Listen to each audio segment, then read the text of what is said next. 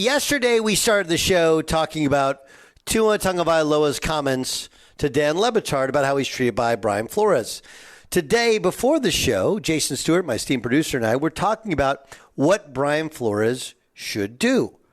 And it was almost as if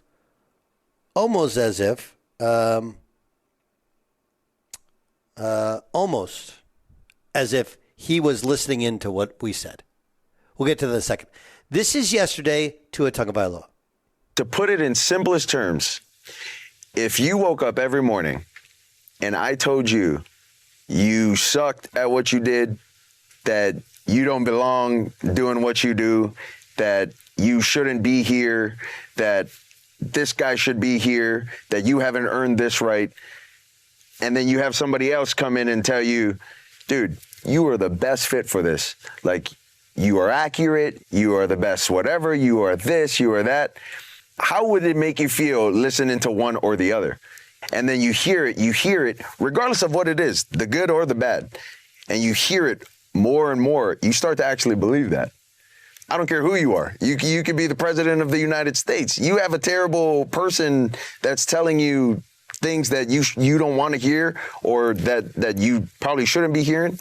You're going to start to believe that about yourself. And it was basically been, 2 years of training that out of not just me, but, a couple of the guys as well that have been here since my rookie year all the way till now.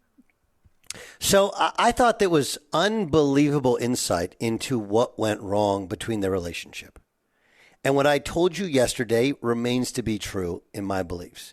Okay, one, this is why so many Belichick guys have failed. And look, the same thing, by the way, has happened with Coach K's guys, leaving Duke. Chris Collins has probably had the most success, and Chris Collins' success at Northwestern, you have to temper it in that Northwestern had never made an NCAA tournament. Ever made an NCAA tournament before he got there. He's made 3. That's Tommy Amaker took Harvard to their first NCAA tournament and their first NCAA tournament win. Right? So all of those things are gigantically important to point out that Coach K's guys generally have failed outside of Durham because you can't walk in and try and be Coach K. Bob Knight's guys, you can't walk in and try and be Bob Knight. Well, and you can't be Bill Belichick when you're not Bill Belichick. So that's the first thing. The second part to it is I do think that athletes have generally changed, and part of it is us society-wise, okay, we continue to struggle with how to make guys, I don't know if I want to say earn it, but grow and learn and stick it out. Okay? And here's what I mean, right?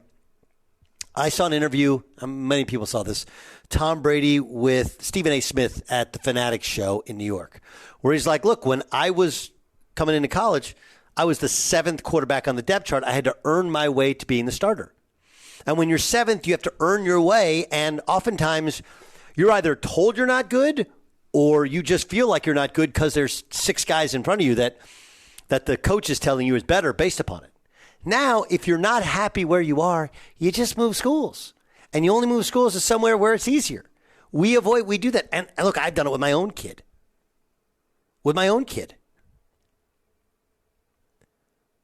So I think that a good portion of it is not just how he said it, it's how it was received, right? Because I don't think that Brian Flores ever said, you're terrible, you stink. But it doesn't actually matter. It's how Tua Tagovailoa received it, perceived it, and then took it to heart. That make sense? So Jay Stu and I, and the other part to it is you have to coach confidence. You cannot destroy people's confidence because we've had Jordan Palmer on here, who's a quarterback coach of so many stars and high school players, college players. He's like the number one attribute you have to have as a quarterback is confidence. A coach kills your confidence. He kills everything about your game. So Jay Stu and I were talking before the show, and Jay, do you want to tell America what you told me? Because I said, you're like, Flores should get out in front of us. Like, I think you just let it die. The more you stoke it, the worse it gets. You said what? I just thought that Brian Flores has a moment here to like do the right thing. And also, if he does the right thing, it will reflect well on him enough to maybe he'll get a head coaching job one day. And that's it. Get up in front of the media today and own everything Tua said. Don't go word by word and refute them. Just say, I'm sorry. I regret how he took everything that I did. I'm sad to hear that he feels that way. I wish him the best of luck. And I thought that was the best approach, but I thought he would have to suck up a lot of pride to do that. So I thought he probably wouldn't do that. I thought he wouldn't do it either. Here's Brian Flores earlier today. Specific to the comments that were made by Tua, I just want to say, look, I'm happy, genuinely happy for the success that Tua's had, and I really wish him nothing but the best. And I think player relationships are very important to me. I think that's kind of the foundation of coaching. And I got into coaching because I was impacted as a young guy by my high school coaches, my college coaches, by going all the way to Pop Warner. I got into coaching because I want to make that same kind of impact, positive impact, pour it into young people, help them become, as KO says all the time, the best versions of themselves. Always looking to get better and involved. No different than as a coach, whether it's schematics or personnel or evaluations. I'm always looking to get better. I'm always looking for dialogue in meetings with coaches, with players. I don't care where a good idea comes from. You guys have heard me say that. And I'm open to getting better. And that's always always my mindset. Look, I've done a lot of reflecting and on this situation and reflecting on the situation, communication. I think there's things that I could do better, for sure. And I've grown in that way.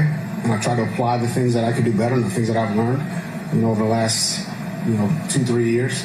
But I would say over the long haul, I've had a lot of great relationships over my 21-year career here in the league.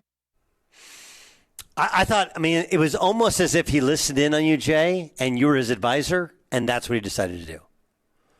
And by the way, that gets him a shot at being a head coach again. It really does. It's, hey, I've grown, I've learned, my approach wasn't the best.